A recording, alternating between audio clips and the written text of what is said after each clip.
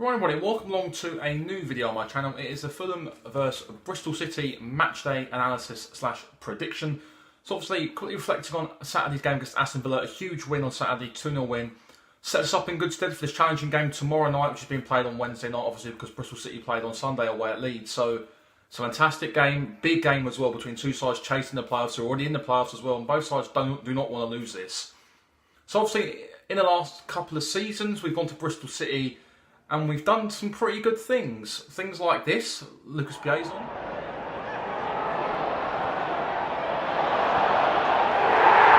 Also Tom Cairney striking our 2-0 win last season away at Bristol City as well. That'll come on the screen for you now.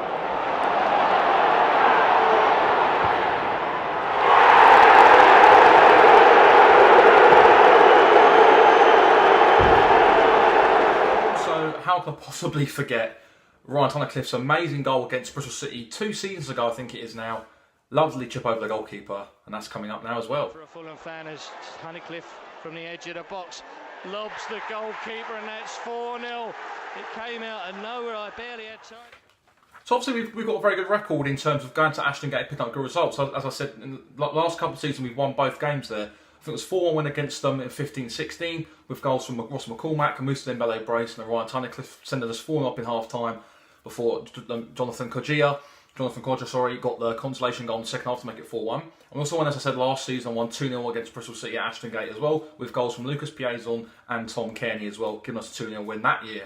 So things are looking good for us at the moment. Obviously, we've got a good record against Bristol City. Now, obviously, I'm going to go for both teams' past lineups, which were, for us last season against Aston Villa, it was Bettinelli in goal, Fredericks, Ream, Callas, Target, a midfield three of Kevin McDonald, Tom Cairney, Stefan Johansson, and a front three of Ryan Sessegnon, Florida Ite, and Alexander Mitrovic going for the middle. Whereas Bristol City team in their 2-2 draw against Leeds United was Frankie Fielding in goal, Belly Wright at right back, Aidan Flint and Horder Magnuson, your centre halves, Joe Bryan at left back, Josh Brown who playing on the right hand side of the midfield, with Corey Smith and Marlon Pack in the centre, with Liverpool only Ryan Kent out the left, and up front Bobby Reid and Famara Jeju leading the line for Bristol City in their last game. So obviously Bristol City's danger in, as I've said, will be Bobby Reid with 14 goals I think this season, also scored in their last game as well away at Leeds.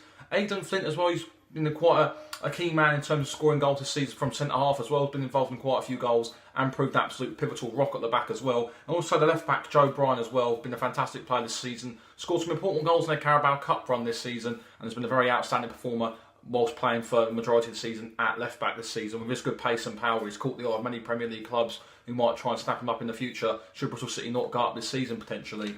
So actually Bristol City's league position, as we all know, they're currently sitting 6th at the moment in the Sky Bet Championship under Lee Johnson. It's been a good season for them this season as well. They've been putting in some good performances, got some good reviews towards the start of the season. After the Carabao Cup run, the forms took a bit of a nosedive in terms of getting some consistent results. Really, a couple of draws, albeit the last home game was a 3-3 draw against Sunderland, which they were 3-0 up at going into the half-time break before Sunderland come roaring back with a 3-goal swing to draw the game 3-3 and come out with the infamous Bristol ball name as well. So Bristol City can be a bit leaky at home and they can leak goals, and their form at the moment's not been great. It's been a bit patchy, but they're a good side nonetheless. This will be a challenging game for us. Obviously, we did go and beat, as I said, Aston Villa.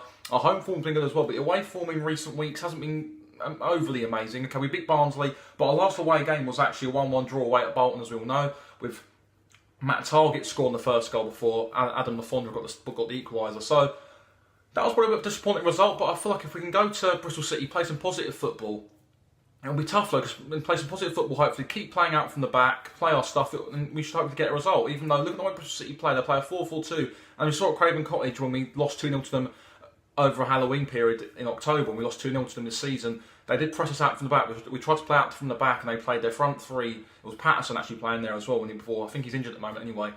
But they'd always put 3 players around the edge of the box to try and press the ball straight away. So when we played out from the back, we'd come onto a wave of a high press from Bristol City. And I must admit, they did take my eye. The style of football they played was quite appealing, easy on the eye, good attacking, quick, fast-flowing football, which had a good bit of fluidity and a good bit of pace to it as well.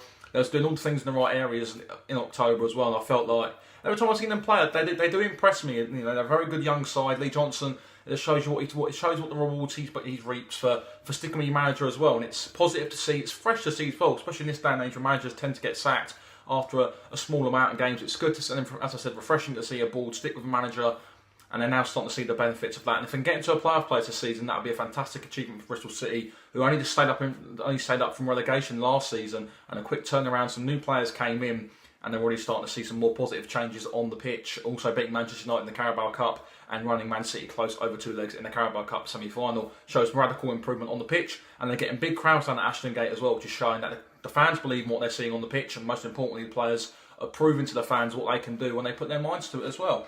So this will be a very good game. Obviously, Bristol City's last 2 games have been 2 draws as well, so they're looking to try and get a win at home to try and push them a bit closer to 5th place. Obviously, there's a couple of points separating us from 5th, down from Bristol City in 6th as well, so they can't immediately go above us if they win this game, but they'll only be about a point off us. I think it's off the top of my head. But we've got a far superior goal difference at the moment, so it'll be interesting to see what happens in this game. My prediction for this game will be a 2-0 away win, again like last season. I think we're just playing some fast and fantastic football at the moment. I think away from home this will suit us more than Bristol City, because the fans will get on their backs if they're not playing too well. Although we're taking a big 1,500 away plus crowd tomorrow night, so that'd be good. We're taking more numbers away from home as the season goes on because we're playing some good stuff. But I'm going to stick with it, 2-0 away win. Mitrovic get his first goal for Fulham, and also Ryan Sessegnon, the man in form at the moment as well. So there we go, guys. There's my Fulham versus Bristol City match analysis, predictions, and predicted lineup as well. If you like this, hit that thumbs up button. For any more videos of this, I might do come up in our other fixtures as well. So I said, hit the like button, subscribe to the channel if you're new as well. We're not far off 500 subscribers now, so we're getting ever closer as the days go by, so that's fantastic. And yeah, I'll see you on the next video, guys, which will probably be maybe Saturday, maybe for the Fulham vs Wolves vlog. I might do a match day predictions one on Friday as well for the Wolves game in the build up to it. So as I said, see you on Friday, guys. Bye bye.